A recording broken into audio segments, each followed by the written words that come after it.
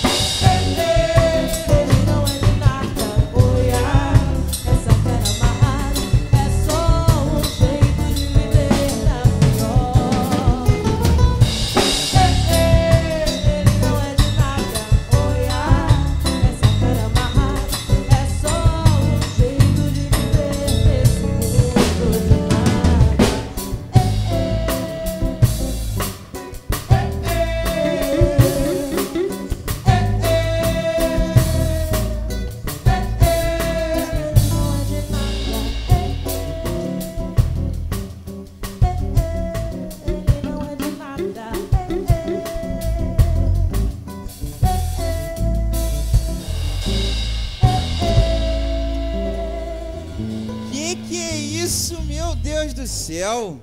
Eu vi até uma cuíca, eu vi até cuíca ali naquele baixo, cara. Que negócio bom é esse aí, gente, que vocês conseguiram fazer?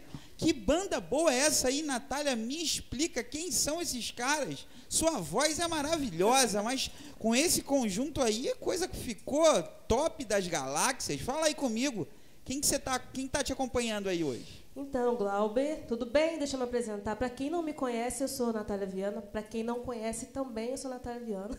Sério. E aqui eu carrego o pessoal comigo, né? Tem sempre os de fé, né? Eles me abandonam de vez em quando, mas eu resgato aqui. No contrabaixo, Tiago, né? Ele também toca bateria, sensacional. Na bateria, João Pedro.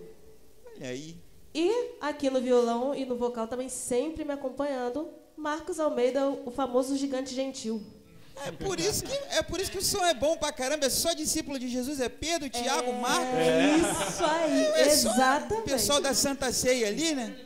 Natália, mas como é que tá esse projeto aí? Porque, olha, quem tá pagando pouco por esse show, me desculpe, mas pelo amor de Deus, libera a grana, porque essa galera não é pra pagar cachê pequeno, não.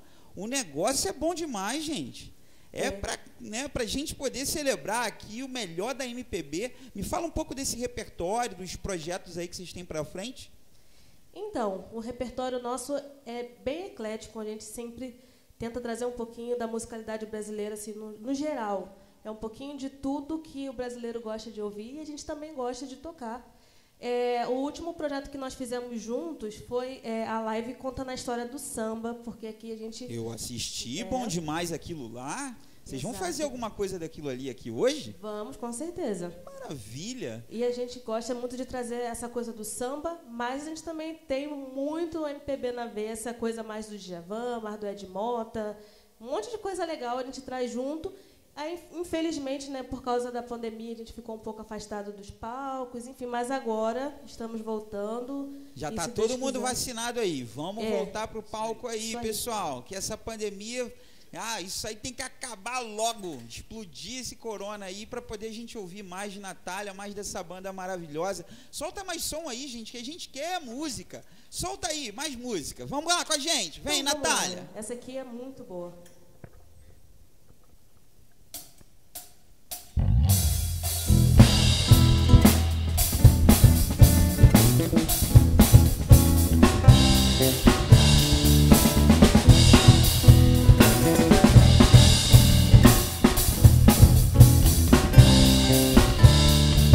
Juro que não vai doer se um dia eu roubar o seu anel de brilhantes. A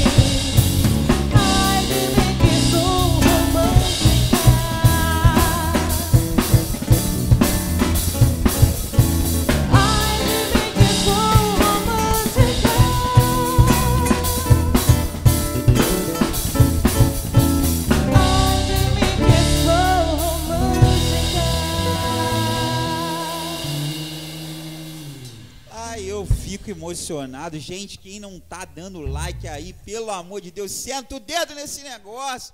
Ó, compartilha muito, muito. Morada Tal que tem que chegar em muitos lugares, porque é muito talento que a gente tem aqui reunido hoje. Bota esse pessoal pra frente, vamos alavancar esse negócio, que tá bom demais. Ó, muito obrigado, Natália, toda a gig aí que tá reunida. No final a gente quer mais um pouquinho desse som aí, porque a gente vai receber uma pessoa muito encantadora aqui, e a gente quer fechar com chave de ouro, e vocês estão aqui para isso, tá bom? Então, daqui a pouco a gente tem mais. Natália Viana, pessoal. Vocês vão me arrumar. Como diz a filosofia, os opostos se atraem. Atrai nenhum, não tem nada de atrair aqui não, meu filho. Aqui é o seu lado pra lá e o meu pra cá, não existe negócio não, pai. Pô, você pode ser da mesmo, estatística, cara. pode ser o que for, mas não tem nada de atrair comigo não. Atrair lá na casa do... Comigo não. A ideia é o público interagir com vocês e a gente falar sobre os temas de cada programa. Cada Morada Tal que a gente vai trazer um tema novo e vocês vão lá na rua extrair a opinião do povo sobre esse tema. Olha, a gente vai tentar fazer alguma coisa. Fala, Glauber, não falei com você que vem gravar hoje? Tô aqui gravando, meu irmão. Uma parada maneira, sinistra, interessante, o tema top pra caramba, que é sobre os indígenas e os quilombolas. Parceiro, vi um negócio muito louco, Lei Maria da Penha, que é a violência contra a mulher. Eu acho que essa Lei Maria da Penha pode mudar, meu irmão. Maria Conga é de Magé, meu irmão. Maria Conga era boladona, sinistra, neurótica, vagabundo, não tinha vez com ela. O cara que batia em mulher, nos escravos, qualquer um, ela passava o cerol, meu irmão. Por que não pode ter Lei Maria Conga? Olha que top. Já pensou se fosse Lei Maria Conga? Vou dar essa dica, viu? Pega a visão. E aí, meu amigo, como é que você tá? Beleza? Como é que você tá? Como é que é seu nome mesmo? Pantera Negra. Ah, já chamo! Nós já chamamos Pantera Negra aqui no calçadão, meu irmão. Vou falar com mais um cara aqui. Esse maluco é brabo pra cacete. E, cara, tô queimando a moto já. Olha, Patrícia, você sabe o que é um quilombo, não sabe? Antigamente, o Capitão América era branco, depois se transformou no Capitão América negro, meu irmão. Por que não pode ter também a Lei Maria Conga, a Lei Maria da Penha transformar na Lei Maria Conga? É uma coisa bem divertida, né? Mas eu acho que não pode estar fazendo essa mudança. Mas eu acho que seria bom, porque eu acho que abordaria bastante a questão das pessoas, né? Do quilombo. Seria uma parte para trabalhar para eles só. Uma parte trabalhada do lado deles, né? Para ser mais visto, para as pessoas terem mais respeito. Pode se transformar sim. Você sabia que Magé tem um quilombo? Sei disso não, mano. Quantos quilombos tem daqui, Magé? Ih, sai pra lá. Não, sacanagem. Vem cá, porra, vem cá. Olha só. Meu amigo, beleza? Como é que você tá? Tranquilão? Como é que é seu nome? David. Quilombo. Você sabe o que é um quilombo, porra? Vai lá. O quilombo é quando os escravos antigamente pegavam, fugia das fazendas, eles montavam tipo uma aldeia e ficava lá, fugido da galera. Com isso surgiu a Maria Conga. Maria Conga foi uma guerreira brava. Você sabia disso, não? Não, pô, vamos saber essa história agora contigo. Vendo como é que é o negócio? Aqui também é cultura, pai. Tinha o Capitão América era branco e transformou no Capitão América negro. Eu acho que a Maria da Conga pode ser também, né? Really, nigga? Se as pessoas acharem importante, né, abordar esse tipo de questão. E é até bom também eles estarem mudando um pouco, porque sempre foca as questões assim, só das pessoas brancas. E sempre há um favorecimento para esse lado. Então, acho que as pessoas, tanto assim, pessoas negras, as pessoas indígenas, que são pessoas bastante inteligentes, são pessoas que podem mostrar mais para o mundo que a gente não conhece. Eu sei alguma coisa sobre indígena. É isso que nós vamos falar, sobre indígena e quilombola. Você sabia que o Pantera Negra é do quilombo? Galera, se liga no quilombo dele que eu vou pegar quentinha, senão o cliente vai me matar. No quilombo dele, não! Ô, Gustavo, o que você acha do quilombo daqui de Magé? Então, é porque o Agueigo veio de São Paulo, ele conhece um pouquinho ainda da história de Magé. Mas Magé tem mulheres famosas, né? A gente pode começar por Maria Conga, que é uma história de luta. A história da fundação da cidade está intimamente ligada, né, com a luta quilombola, com a luta indígena. Maria Conga, histórico de Magé. Magé representa início do Brasil, da descobrimento. Aqui a gente tem uma comunidade caiçara também muito grande, comunidade pesqueira, quilombolas, né? A gente tem mais de um, inclusive. Vamos levar a Gaildo lá para conhecer. Aqui, por acaso, você chegou a conhecer a Maria Conga? Historicamente, li alguma coisa sobre ela. Mas você tem quantos anos? Deve ter conhecido a Maria Conga, pô. Eu tenho 94. Então conheceu a Maria Conga. Sacanagem contigo.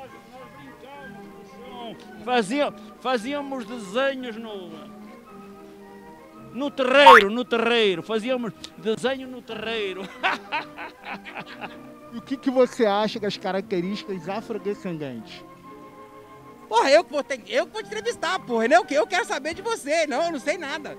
Eu tô feliz com a minha afrodescendência. O que você acha das características afrodescendentes?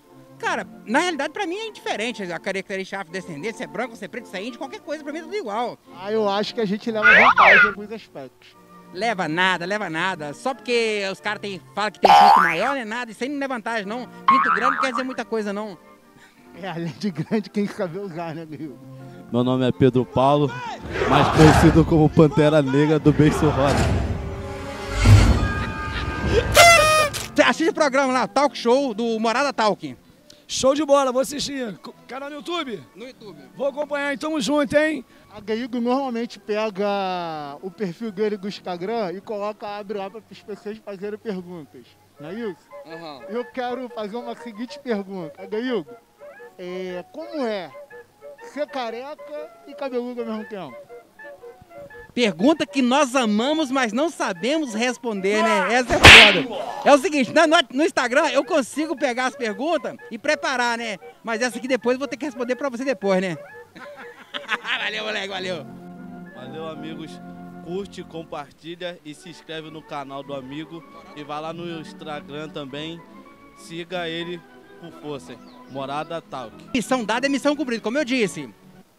Se saiu alguma coisa boa, nós não sabemos. Agora acompanha pra saber o que vai sair. Certinho? Compartilha esse canal, inscreve no canal, faz a porra toda, faz o que quiser. Valeu.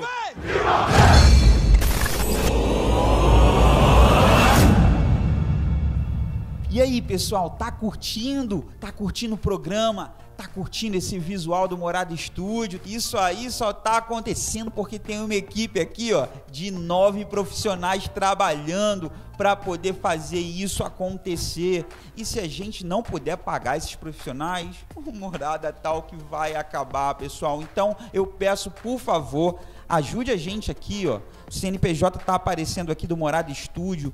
É o Pix que você pode fazer pra gente poder continuar, porque a gente não está recebendo ajuda de governo, a gente não tem patrocínio ainda, vamos trabalhar. Se você é um dos patrocinadores, nos procure, vamos conversar pra gente conseguir fazer isso acontecer e fazer sua marca ficar bonita na fita sempre. Vamos fazer com todo carinho, mas não esquece, pessoal, para esse primeiro programa, vende Pix, ajuda o Morada Estúdio e isso aqui vai vingar!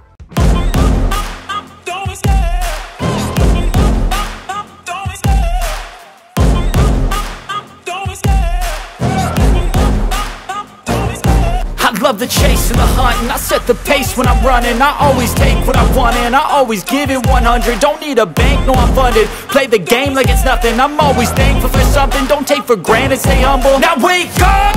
It's time to look at the enemy. Look in the mirror if he is no friend to me. It's not working out, maybe it's the chemistry. It's time to break up so I can make a better me. Better believe in your mind, cause it's everything. You can mold, shape, find almost anything. All it takes is some time and some clarity to find your identity. It's mind over everything.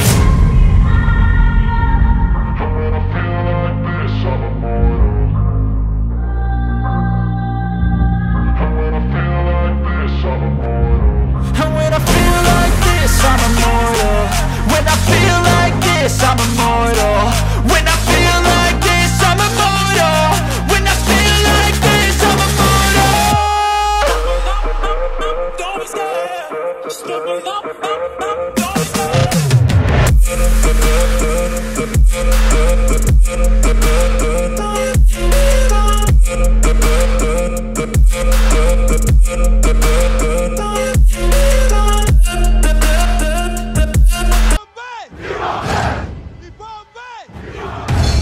É isso aí, pessoal. A nossa convidada de hoje, ela foi candidata a vice-prefeitura de Imagé na última eleição, é vice-presidente da Associação Estadual do Direito do Negro, da Associação dos Quilombos aqui do estado do Rio de Janeiro, e tem um documentário sobre Maria Conga, tem mais de 30 mil visualizações no YouTube. Vamos receber com toda a alegria aqui a nossa professora Bia Nunes. Ai, gente, que delícia. Ai, é muito gostoso estar aqui. Quando você fala assim, a nossa professora, a minha mente vai lá na nossa escola. Sim, Bia. Na sala de aula, você pequenininho chegando na sala de aula. Mala, chato pra caramba aquele menino. Gente, mas que orgulho. Ai, eu não posso iniciar minha fala sem dizer o orgulho que eu tenho como professora educadora de ver você hoje, esse homem assim, espetacular. Que bom, Bia. Eu fico feliz de poder trazer esse orgulho, porque você também é um orgulho pra mim. Você investiu em mim, né? A Bia foi minha professora ali quando a gente estava aprendendo as letras. Uma parte tão importante da educação em que, né, se a gente não for bem assessorado, a gente perde metade da nossa, né, do nosso aprendizado na infância ali. Sim. Mas graças a Deus eu tive uma excelente professora, tá dando grande exemplo aí para muita gente. Você foi um excelente aluno, por isso que você tá aí. Essa rasgação de seda, né? Aí. Mas não é isso que eu fui sabendo, não, hein? Fiquei sabendo de várias tretas do Glauber, viu? Fiquei sabendo. Essas tretas aí dá 3 programas. Só não, hein? Aluno, gente. Já fiquei sabendo de outras professoras, desde que o Glauber era problemático. Não, os 3 programas falam sobre isso. Mas a Bia não pegou essa fase, não. A Bia pegou a fase da criancinha. Então foi isso, então. Inocente. Sei não, hein? E Bia, você tá vindo da onde, Bia? Eu vi que você tava lá pra uma aldeia Pataxó, não sei das quantas. Essa semana eu tive, né, uma honra, né? Eu tive o privilégio de participar de umas visitas, tanto na aldeia Pataxó quanto na aldeia Guarani, em Paraty. Paraty, terra linda. Sim. Terra linda. E lá eles vivem como ali? Eu realmente não fui em Paraty ainda para conhecer. Agora eu fiquei curioso. Eles convivem, né, num espaço aldeados, mas falta muita inclusão da política pública, principalmente na questão da educação. Né? Então foi o que nos levou lá, foi um grupo de direitos humanos, que eu faço parte também desse movimento. Nós fomos lá para poder ouvi-los, né, ver qual era a narrativa, fazer um momento de escutatória com eles, para que a gente pudesse, através do Conselho Estadual do Direito Negro, que é o conselho que eu sou a vice-presidente, e através de outros órgãos que a gente consegue ter uma articulação, provocar de alguma forma o governo do Estado, né, a Secretaria Estadual de Educação, para que ela faça o papel dela, né? Porque, pelo que a gente ouviu lá, nós temos alunos, crianças que estão desde 2018 sem estudar. Então, assim, é uma situação de calamidade, né? A educação hoje é uma situação de calamidade. E em algumas situações a calamidade é muito maior. Não, me preocupa muito, porque a gente está lá direto, lidando com os alunos ali, e a gente vê a deficiência que é. Eu fico imaginando a questão mesmo do índio, porque você já tem que ter um professor na língua nativa dele, né? Aí tem toda uma questão de preparo. Tinha professor preparado para poder estar com esses alunos lá? Sim, tem professores preparados, que já foram capacitados. Só falta realmente a vontade política, né? E aí a gente vê que, historicamente, a nossa população originária, ela sofre um descaso no Brasil muito grande nesses 500 anos de história. O que eu entendo é que não dá mais, para no século XXI, nós, enquanto sociedade, fingir que não estamos vendo isso acontecer. Né? Então, assim, a situação dos indígenas e a situação dos quilombolas no Brasil é de uma vergonha total, e que a gente, enquanto sociedade, precisa se mexer para fazer alguma coisa. Esse link com os quilombolas é importante, Bia, porque Magé é um polo, né, cultural, né? Sim. Teve aqui, né, o quilombo, né, da Maria Conga, que você fez o documentário. Quantos quilombos no estado do Rio de Janeiro a gente tem como patrimônio histórico? Sim. Eu hoje estou, né, como vice-presidente da Associação Estadual das Comunidades Quilombolas do Estado. Nós temos mais de 50 comunidades quilombolas no estado do Rio de Janeiro. Né, são 48 são reconhecidas, porque tem todo um processo, né, tem a identificação. E é o IFAM que faz o reconhecimento? Não, qual é o órgão? Quem faz o conhecimento é a Fundação Cultural Palmares. Sim.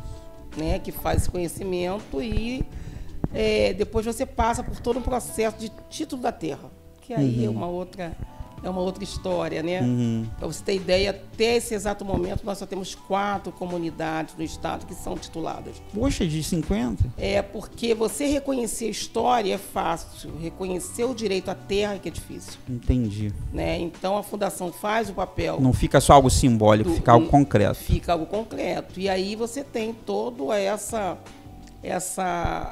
luta, por isso que eu falo que a briga, a luta e os questionamentos relacionados à população indígena e à população quilombola é muito parecido, né? Porque a gente vai falar da terra. O que importa para essa população é o direito à terra.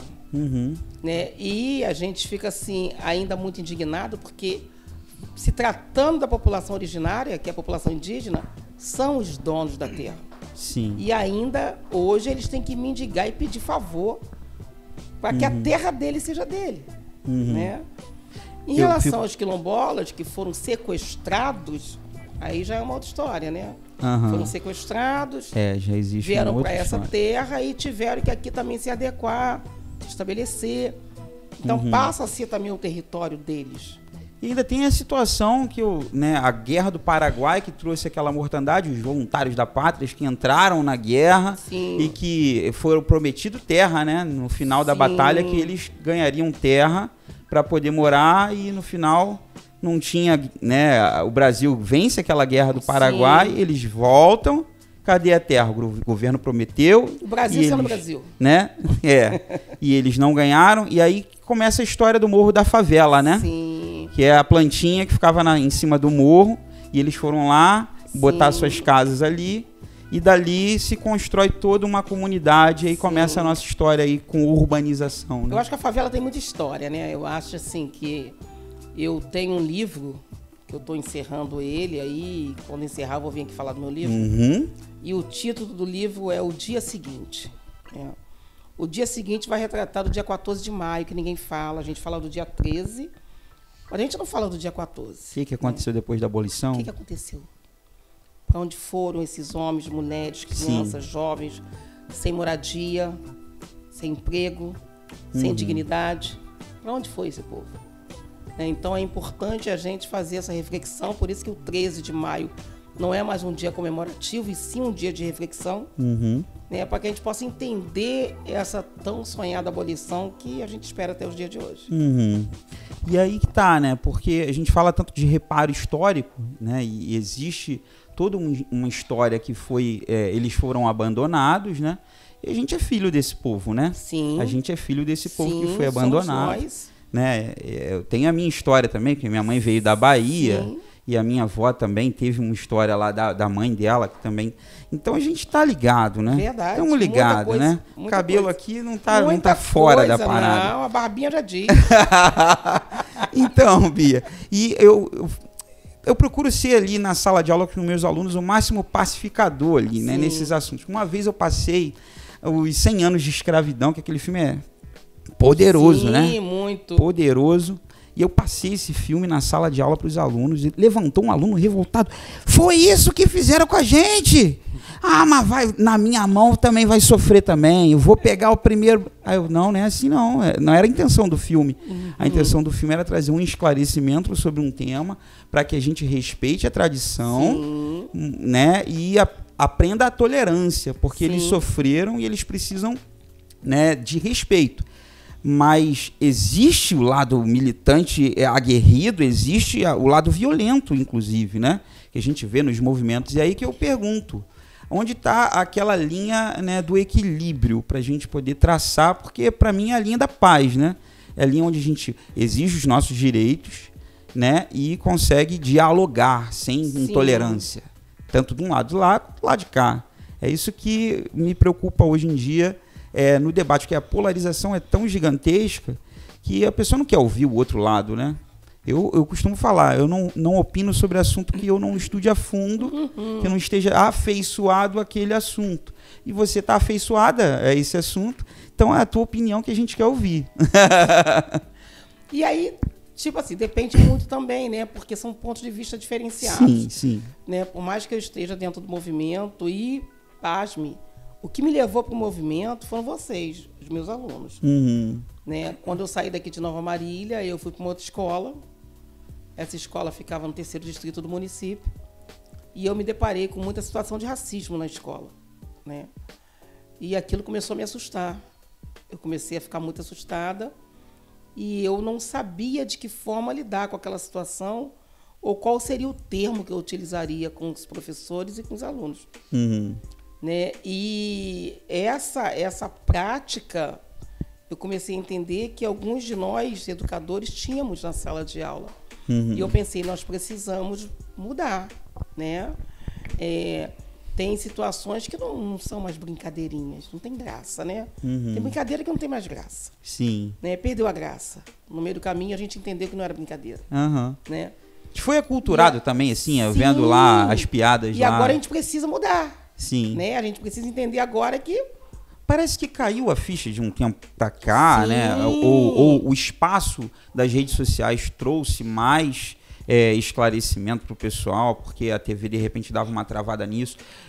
Houve uma mudança no cenário, né? E essa mudança também gerou extremos, né? E são coisas que a gente está aprendendo a lidar ainda com esses extremos, né? O Glauber, cancelamento, essas coisas. Tem até um dado interessante no ano de 2020 em relação a impressões causadas por todo esse movimento de quilombolas e também indígenas, né? Isso foi um dado levantado no último censo em 2020. Eu quero te perguntar, esse avanço tecnológico das redes sociais, você acha que contribui com alguma coisa? Falar da fundação nesse momento é complicado, né? Porque a fundação ela está esquecendo qual é a sua verdadeira função. Mas, enfim, a tecnologia, as redes sociais, ela empoderou mais essa fala, né? Ela empoderou mais as questões raciais. Ela deu visibilidade para as questões raciais. Tudo isso já existia, tudo já acontecia, mas a sociedade, uma não enxergava, e uma parte não queria enxergar. Né? Então, a gente percebe que as redes sociais, elas começaram a provocar dentro da sociedade uma realidade que a gente convive durante esses 500 anos no Brasil, né? E no mundo. Porque tá dizendo os haters ali, né? Postando contra e aí manifestando. Com certeza. Fica mais visível o racismo. Fica mais visível. Né? Então, assim, o que a gente percebe que a rede social fez e contribuiu, sim, muito, é porque tirou a máscara, né? E está tirando a máscara. E assim, uma questão do ensinamento, né? Que aí a gente vai falar do ensinamento. Nós estamos aprendendo muito quanto nós éramos racistas. Porque é a questão da cultura. Sim. Né? Nós fomos educados para ser racista. Mas, assim, como a gente conviveu muito... É muito do carioca fazer aquelas brincadeiras assim, sem vergonha, né? Sim, sim. E eu, por exemplo, sou de uma família que o bullying era a regra. A gente nascia no bullying. Já nascia lá e nasceu o cabeção ali, né? Arrebentou com a barriga da mãe. Então, minha mãe tem 10 irmãos. Não tem um que não faça bullying um com o outro ali. E eu cresci achando isso um ambiente altamente saudável. E acho sim. Sim. Porque pra gente... Era um relacionamento de amor, né? Entendi. Havia um afeto.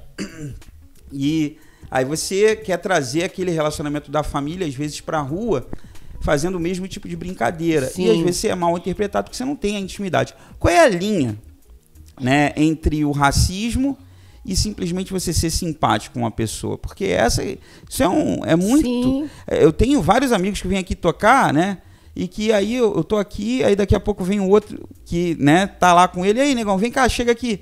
E ele gosta de ser chamado dessa maneira. Eu falo, pô, mas se eu chamar ele assim, será que ele vai gostar? E eu fico... Antes eu não tinha essa trava. Eu falava de boa. Entendi. Porque todo mundo chamava ele assim, eu ficava à vontade. Mas hoje eu já penso... Isso eu acho positivo, né? A gente pensar, refletir antes de falar.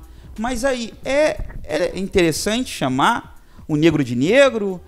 Como é que a gente se refere? Pra gente não cometer as gafes. Só pra concluir, né? O que você falou ali, qual que é a linha entre o racismo e ser simpático? Isso. Porque às vezes você tá ali e chamou de negão pra ser simpático, mas o cara se ofendeu, entendeu? Sei lá, será que chamou o cara de negão é simplesmente ser simpático ou é uma liberdade que você tem com o cara? Não, isso tem, né, aqui na nossa cultura. Ô, Branquiela, chega aí, né? Vem cá, Zé Ruela. O homem é muito assim, né? O homem é muito esse tipo de... aí você dá... Mas no Rio de Janeiro, até com quem você não tem liberdade, se fala assim. Fala aí, cara. Né? Então, tem gente mas que aí ofende. depende do contexto. Isso, isso é que tá, né? Uma coisa é eu estar no Essa é a sinal aula, gente. e de repente eu fazer uma ultrapassagem e o outro motorista gritar, ó, o negão. É isso aí, fazendo besteira. Esse é o contexto. Depende do contexto. Aham. Outra coisa é meu amigo, né, que é um negão, que eu gosto, e ele gosta quando eu chamo carinhosamente de negão. Então vai depender muito do contexto. Sim, na tua fala. Entendeu? Então, assim, no futebol, o jogador fez ou deixou de fazer um gol. E aí, aquela pessoa que está ali assistindo, que é do time contrário, chamou ele de macaco ou de negão, não tem nada de carinhoso nisso. Não tem nada de carinhoso. Então, assim, depende muito do contexto da situação. Né? Eu tenho várias amigas que me chamam, Bia, minha preta, pô, que delícia. Agora, se eu estiver numa discussão na rua e ela me chamar sua preta, sua nega, eu vou entender que o contexto é diferenciado. A interpretação muda de acordo com a circunstância. Sim, então assim, a gente sabe quando a coisa é... Mas tem gente também que usa isso também para se valer e se doer também, né? Às vezes tem isso, né, Bia? Às vezes a pessoa tá ali num momento ali de troca de ideias e aí a pessoa tá perdendo a discussão e aí por estar perdendo a discussão já fala, tá vendo? Tá agindo assim só porque eu sou preto. Eu já ouvi isso várias vezes. E a pessoa estava totalmente sem razão, mas usou a questão racial para poder se proteger. Existe isso. Agora, o que acontece também? Existem situações que só quem vive entende. Existem coisas que estão entre linhas e eu entendo. E às vezes o outro não entendeu. Você entendeu? Entendi. Então, assim, existem situações que realmente tem um contexto racial. Tá? Eu peguei a situação, mas os outros estão tão aculturados, tão acostumados, que eles não viram dessa forma. Né? É questão de ângulo mesmo. Ô Bia, mas o mau-caratismo existe entre todos os lugares. Todas as raças. Então eu acredito que essa fala que o Glauber falou aí pode ser muito bem usada em qualquer ângulo. E aí é o que eu falei, tipo pode ser e pode não ser. Pode ser como pode não ser. Vai depender do ângulo da visão. Vai depender do ângulo da visão. Vai depender do ângulo da visão. O que me preocupa é os movimentos sociais a se aproveitarem dessa situação, se apropriarem disso para poder usar, né, para se coitadizar. Eu estou usando um neologismo aí, né? Vamos se vitimizar aqui para poder ganhar essa discussão no grito, né? E existe argumento, né? Poxa, eu amo te ver porque você tem argumento, né?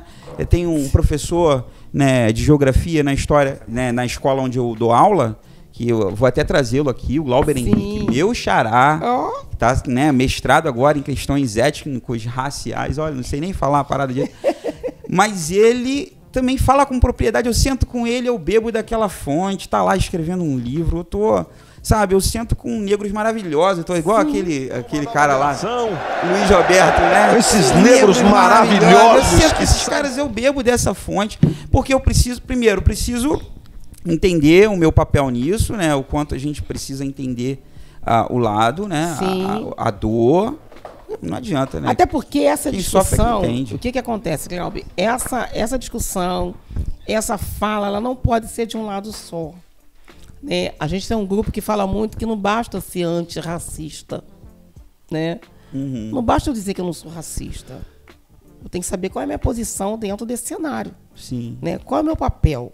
O que eu tenho feito para contribuir, para combater esse racismo? Né? Não basta eu dizer que eu não sou racista, ou que eu tenho um amigo negro. Isso é muito fácil.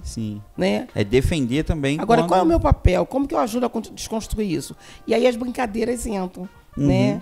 As brincadeiras de que, poxa, meu amigo é maravilhoso, é um preto de alma branca. E aí você tem várias falas dessas que se tornaram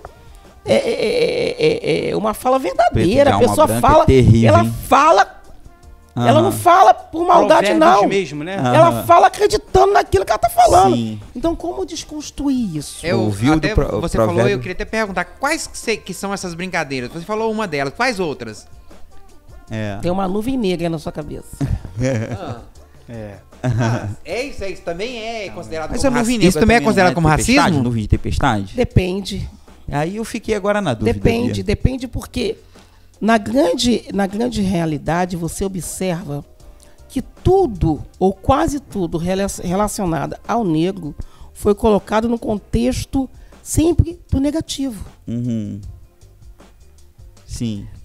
E aí você tem um contexto da religião, por exemplo. Né? Você leva seu filho para assistir o filme de Thor, mas você não levaria seu filho para assistir o filme de Oxum. Porque a galera não sabe, né? A gente foi eurocentrizado. Os deuses gregos são lindos. Irmão, Thor, e vários aquela barba maravilhosos. Aí, esse ali tá perto de Thor ali, ó. Esse ali tá perto de Exu. Você assiste a Pequena Sereia, mas se falar que ela é Iemanjá ou que ela... Você já não vai querer assistir. Então é a gente entender... Mas aí também, Bia, no Brasil a gente tá muito perto da cultura, né? O cinema trouxe... Eu acho que a Marvel tá fazendo um papel muito bom com o Wakanda. Sim. Trazendo o Pantera Negra. Sim, até porque na grande isso, realidade, né? O que a gente entende, né? A Marvel, entre outras produtoras, esse pessoal eles têm uma dívida com a história. Tem sim, tem. Tá? Vacilaram porque muito. Porque a criança, ela nasce entendendo que só existia uma estética de herói. Sim. Tanto feminino quanto masculino. Tudo começa na infância. Por isso que eu saí da sala de aula e entendi que eu tinha que estar dentro do conselho tutelar, porque eu precisava falar de direitos da criança e adolescente. E eu fui para o movimento negro porque eu precisava buscar isso na fonte. E eu não encontrava isso em livros, né? Então, assim, tudo começa na infância. Tudo depende daquilo que eu ensino para a criança. Se eu ensinei para o meu filho que as modelos mais bonitas são brancas, loiras de olhos verdes, é isso que ele vai entender. Se ele está em casa assistindo a televisão e todos os personagens que tem, que são personagens principais, né? Ou sendo num jornal, ou sendo num programa, os apresentadores todos são brancos, ele vai entender que aquele é o melhor lugar. É o padrão, né? Porque é assim que o sistema fez. E aí a cultura está mudando nesse sentido, né? Precisa mudar. Está gradativamente melhorando esse aspecto. É necessário mudar. As literaturas já são diferenciadas. Sim. Eu acho super positivo. Sim. Olha, eu fui assistir o Pantera Negra no cinema. Todo mundo hoje já entende que a Anastácia, além de cozinheira, era dona das receitas. Levou um tempo para se entender isso. Mas hoje já está... Né? A literatura já começa a entender. Esse é um reparo. Eu acho que o reparo histórico é esse. Quando eu falo de reparo histórico, pessoal, eu falo disso, da gente reparar culturalmente aquilo que a gente fez de ruim, né? E isso como sociedade, para que os negros fossem taxados de forma negativa. Agora, esse reparo, ele tem um fim? Ele assim, tem uma medida a ser preenchida? Depende. E vai chegar um momento que... Depende. A gente tem aí 500 anos, né? 500 anos de erros. Dívida, né? Mas aí 500 anos, mas não. Aí, a TV tem pouco tempo para cá, né? Para poder uniformizar aí o conhecimento. Mas a TV... Aí a rede social tem 10 anos. A TV, na grande realidade, ela teve um papel fundamental de favorecer e fortalecer todo esse racismo que está aí. Sim, então, a rede social está mudando. Ela hoje também, né, a TV está tentando desconstruir tá se enquadrando a rede social. Porque a rede social está mostrando. É isso aí, a rede social mostra. Por exemplo, quando você tinha 5 anos de idade, quando eu tinha 10 anos de idade, falar da África era falar de um país. Hoje os nossos jovens sabem que falar da África é falar de um continente. Com mais de 60 países. Com uma história que incorpora o mundo. Sim. Então, assim, existe essa diferença. Uma coisa era você falar que os escravizados, quando foram sequestrados, eles eram pessoas aleatórias. Outra coisa é você falar que ali vieram príncipes, princesas, comerciantes, liderança, que tinha seu papel fundamental dentro do seu território. Então, assim, isso hoje, através da rede social, você consegue atender um público muito maior e esclarecer isso com mais propriedade. Né? E aí a TV aberta está tendo que se adequar, ela tem que se virar, ela tem que dar o jeito dela. Senão ela não vai vender o produto dela também. É isso aí, porque está sendo mostrada a realidade. Né? Até porque essa população é quase 60%, né? Mas aí que tá, a gente está nessa fase de transição da rede social, e aí a intolerância vai aparecendo, a polarização vai se acirrando. Às vezes eu fico preocupado de se isso vai terminar bem, mas o caminho, assim, porque tá todo mundo com uma boa intenção na cabeça, Sim. todo mundo querendo bem, mas cada um segurando uma bandeira de uma maneira, né, em vez de segurar de maneira pacífica, tá segurando com um machado na mão. Eu acho que isso, Gabi, na grande realidade, está acontecendo em vários aspectos no ser Sim, humano, né? vários aspectos, eu acho todos que os polos. A gente precisa, nós, enquanto ser humano, a gente precisa se reavaliar. Sim. Né? Porque esse é o momento. Esse é o momento, em todos os aspectos. Isso dentro da questão racial, política, religião. Né? Eu sou uma mulher evangélica, né? E eu, às vezes, tenho muita dificuldade para dialogar em relação a esse contexto que a gente precisa dialogar. A gente precisa falar do que aconteceu no Brasil. Sim.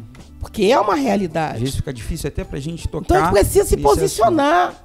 Não dá pra gente fingir que a coisa não acontece. Tá? E tem que ter respeito. Sim. A gente precisa respeitar. Ô Bia, você acha que a cultura tem que ser por através do que a gente assiste, ou essa cultura tem que vir mais da base, dentro de casa, de os pais, como você falou brilhantemente? Olha, existem heróis negros, existem heróis brancos também, como existem heróis negros, e eles são importantes tanto quanto. O que você acha? Que essa importância cultural, ela tem que vir de casa ou ela tem que vir realmente do mundo, digamos? Então, eu entendo que toda transformação, né, precisa sair de casa, que é a base, né? Exato. É a base que essa criança tem, né? A minha preocupação é que a nossa geração, né, recebeu uma cultura que a gente também precisa se reavaliar. Sim.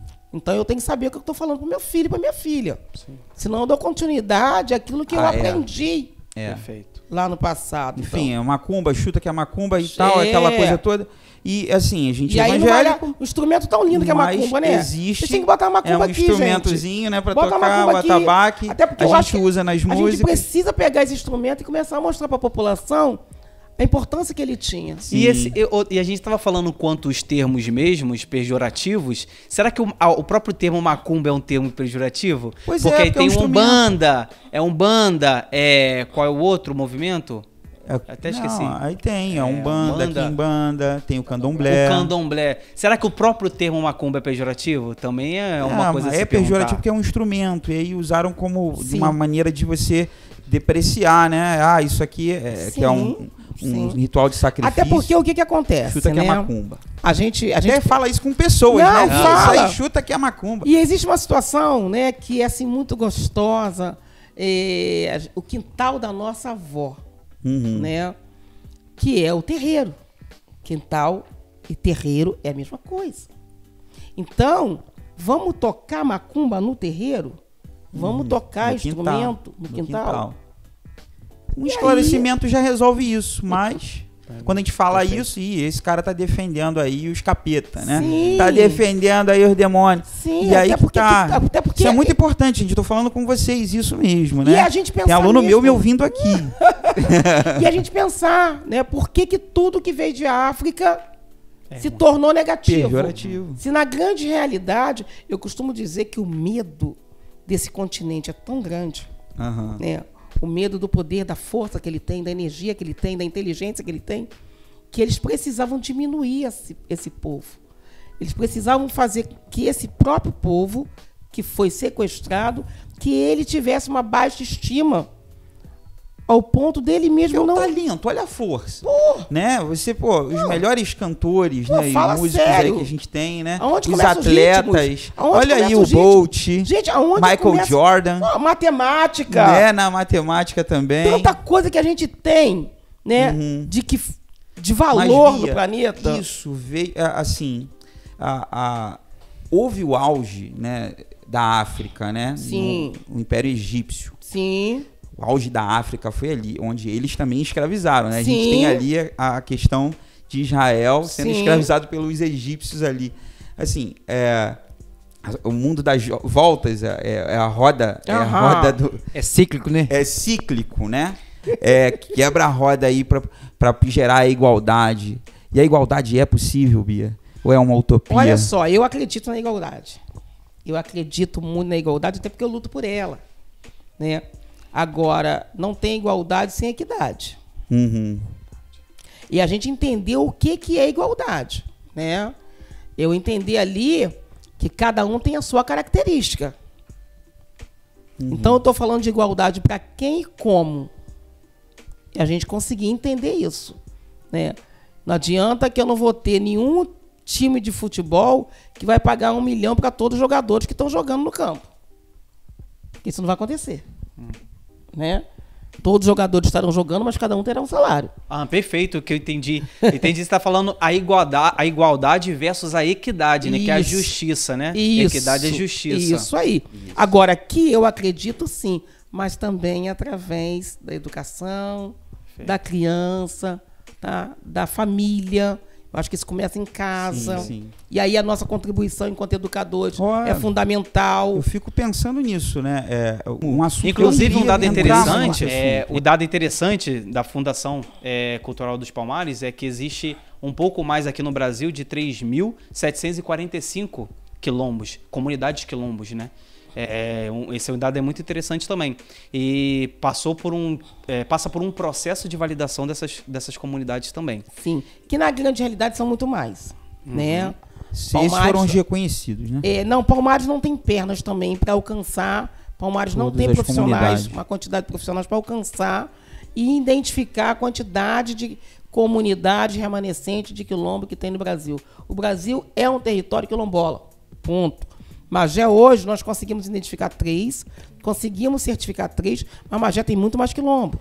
Tá? Explica para o povo que está vendo lá o que é um quilombo hoje. Porque a gente sabe quilombo lá da época da escravidão. E é isso que me preocupa, porque quando você fala de quilombo, a população ainda está em Palmares. Sim. Zumbi, Dandara. Sim, né? Movimento de resistência. Porque é o quilombo que mais ganhou notoriedade realmente na história do Brasil. Uhum.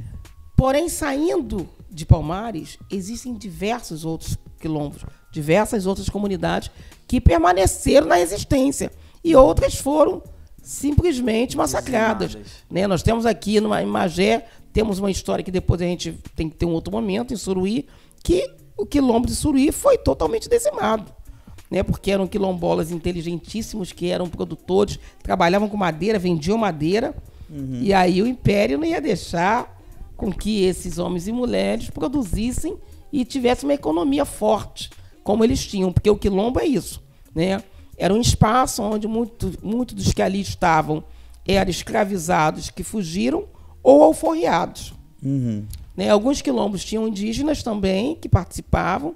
A gente teve aí dia 25 de julho, que é o Dia da Mulher Negra Latino-Caribeia, e Teresa de Benguela. Teresa de Benguela foi uma liderança quilombola, e no quilombo dela tinha indígenas, assim como quilombolas. Então, eram espaços de uma comunidade organizada, muito bem organizada, para resistir à luta do capitão do mato, do senhor, do império e de todos aqueles que viessem tentar buscar, né, e levar de volta os que fugiram e até os que eram alforriados. Então, você tem essa história que permanece durante todos esses anos no Brasil, no silêncio, né? Porque muitas das histórias do Brasil elas foram silenciadas, porque o sistema entendia que tinha que silenciar isso. Então você tem histórias lindas, tristes, mas lindas de resistência ainda dos quilombos do Brasil. Maria da Conceição, que é a Maria que veio do Congo, que veio aqui para Magé com 35 anos de idade, chegou no Brasil em 1804. Tem toda uma história de Maria que também foi resistência dentro daquela comunidade. Ela, quando foi alforriada, o foco dela foi trabalhar a resistência de outros irmãos e irmãs que fossem alforriados ou não. Então, ela trabalhava na estimativa de dar para eles assim, um norte de fuga, criava trilhas de fuga.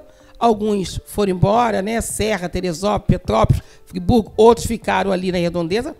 E aí você também tem o Feital, que é a Fazenda Feital, Quilombo do Feital, que a gente conseguiu certificar no ano em 2018. E você tem Bongaba também, que a gente conseguiu certificar. Quando eu digo a gente, é a Quilerge. Né? A Quilerge é a Associação Estadual das Comunidades Quilombolas do Estado do Rio de Janeiro, que hoje eu estou como vice-presidente. Porque eu me auto-reconheci quilombola já com 20 e poucos anos, porque eu não sabia que eu tinha nascido numa comunidade remanescente. Hoje, essa comunidade, ela vive como? Ela tem um espaço para ela, um território onde eles habitam, é separado? Porque na grande realidade, o que é um território quilombola? É um bairro. Né? É um bairro, mas que tem a sua história e a sua tradição. Alguns permanecem na tradição ou não.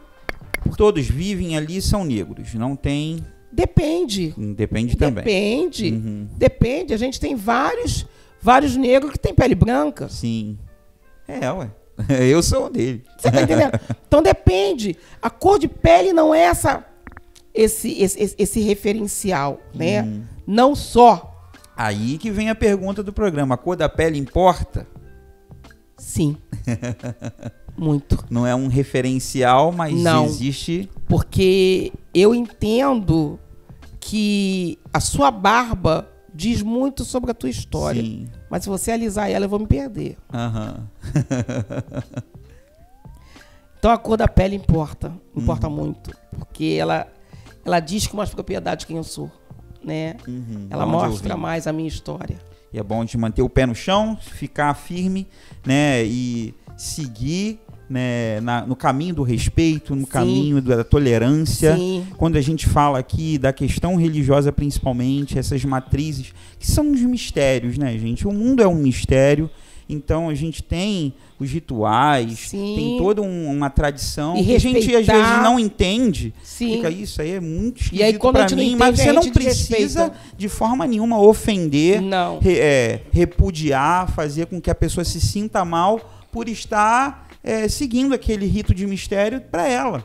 Assim como a gente gosta, né, como protestante, a gente gosta de ser respeitado na nossa fé, gosta que as pessoas respeitem a Bíblia, que a gente lê e que a gente tem toda uma tradição ali de respeitar porque é sagrado pra gente, a gente respeita o que é sagrado pro outro.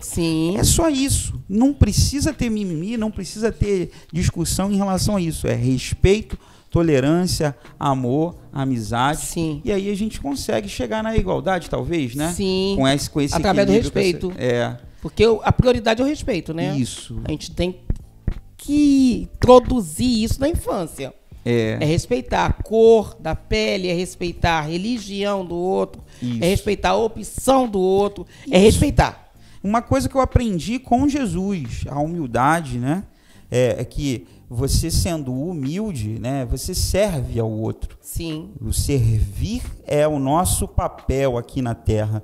Então, se você está servindo de pedra de tropeço, ofendendo o outro, fazendo com que o outro se sinta mal, se sinta depreciado, você está servindo de pedra de tropeço. E aí Jesus ele bateu firme, né? Nos fariseus que faziam isso, serviam de pedra. Era melhor que fosse colocado uma pedra de moinho no pescoço, fosse jogado.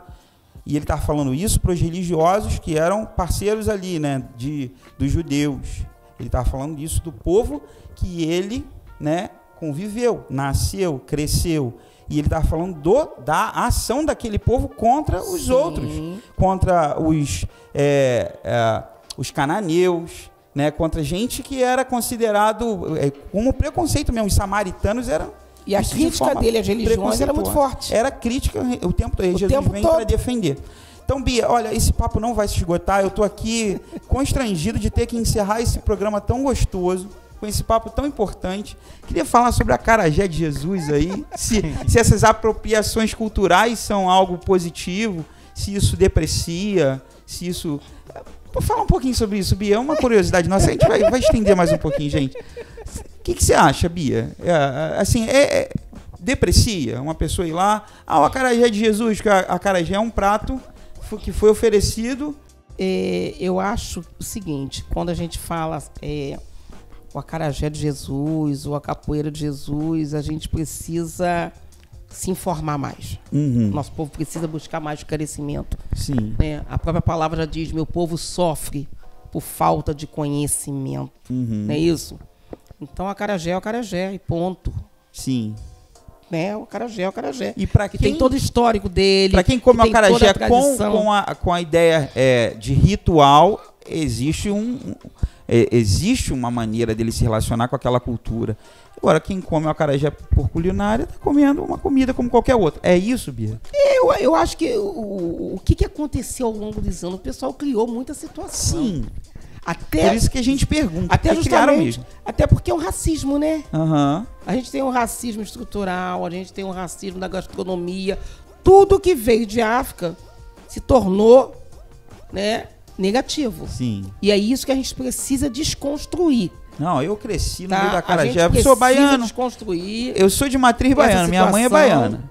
Ela trazia o acarajé, Sim. os quitutes ali da Bahia. Tem aquele outro que é com feijão, esqueci Agora, o quando nome. eu falo que o acarajé, aquele acarajé de Jesus, eu tô querendo dizer que o outro é de quê?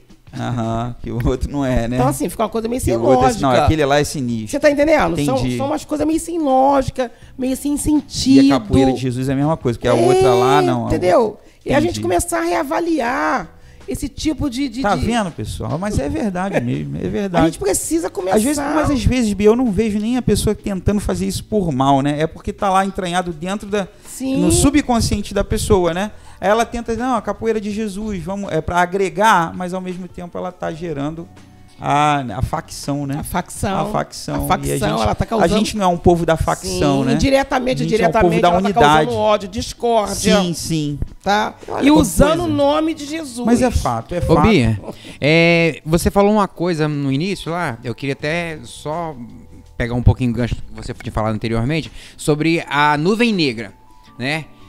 Você disse que é um preconceito. De algumas brincadeirinhas, algumas falas, sim. O cheque em branco é? Não. Porque o cheque em branco também é algo negativo. Não, porque... Deu branco. Nada que foi falado relacionado ao branco nunca se tornou negativo. Não, se o cara, por exemplo, Tudo deu que foi branco... falado. Se o cara deu branco é porque a mente tá ruim. Não, é igual a questão bom, da não? cota. É igual a questão da cota, né? Igual a questão da cota. A cota sempre existiu, mas ninguém nunca enxergou. A cota sempre existiu, porque sempre tivemos um público que foi muito mais privilegiado do que o outro. Quando se cogitou a cota social e racial, aí a população enxergou. Porque aí é um outro contexto. Já existia a cota social, mas aí depois passou a existir a racial, é isso Não, que você tá falando? o que a gente diz é o seguinte, a cota sempre existiu. Sim. Quando você entrava na sala de aula de uma faculdade, universidade, quem estava lá? Era o negro? Não, era principalmente o filhinho de papai, que a gente que ralava Então para a pagar a cota nossa social faculdade. e racial, ela sempre existiu. Então, quando você fala agora eu entendi o que você quer dizer. Existia, então, né, esse apartheid aí, né? Sempre. Então, assim, aquela parede é branca. Não, mas aquela parede é branca e isso nunca ofendeu ninguém, né? Quando a questão é racial, é para ofender e para diminuir o negro. Isso é fato, não tem jeito. Mas é isso, pessoal.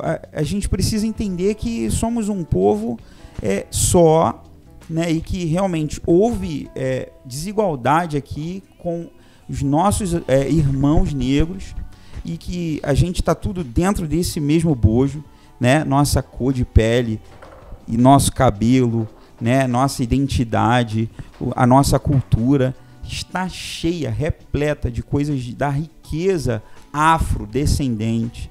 Então, não tem sentido você repudiar alguém que é seu irmão. Mas vamos exercer a tolerância, o amor, o domínio próprio, pessoal, e a humildade para ouvir. E aí que eu falo, Bia, né? Eu sou encantado por essa mulher, porque tem humildade para ouvir, fala, né, com graça, comunica com alegria, né? Eu sou seu fã, né? E eu espero que você volte aqui outras vezes para a gente não esgotar esse assunto, porque esse assunto ele tem pano para manga e é muito gostoso de falar, mas assim, com tolerância. Voltarei com muito prazer, com muito orgulho, sabe? Porque realmente eu tenho orgulho de estar aqui diante de você.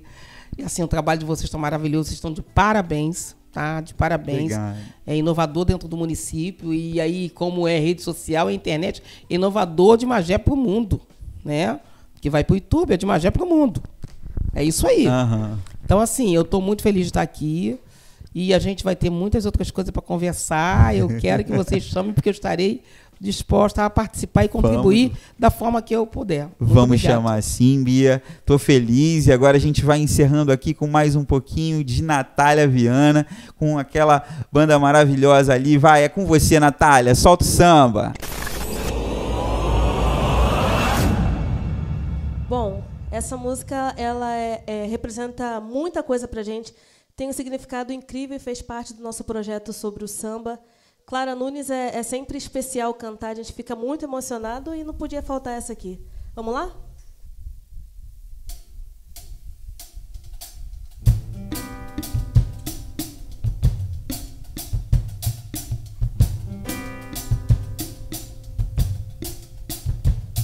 Ninguém ouviu um soluçar de dor no canto do Brasil.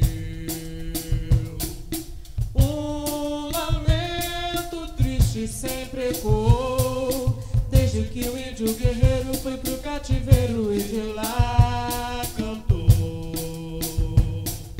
Negro entoou um canto de revolta pelos ares, no quilombo dos Palmares, onde se refugiou. Fora lutadores inconfidentes, pela quebra das correntes, nada adiantou. E de guerra em paz, de paz em guerra, todo o povo dessa terra, quando pode cantar, cantar de dor.